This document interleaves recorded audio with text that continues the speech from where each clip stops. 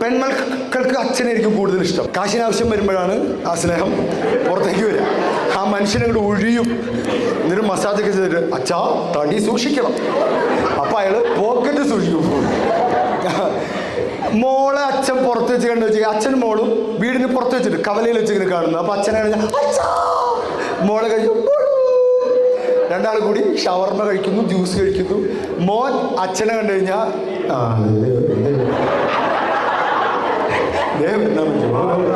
അച്ഛൻ നമ്മളെ എനിക്ക് മോനുണ്ട് മോളും ഉണ്ട്. മോന് 10 വയസ്സാണ്. അവന് പ്രേമമുണ്ട്. അയ്യതാ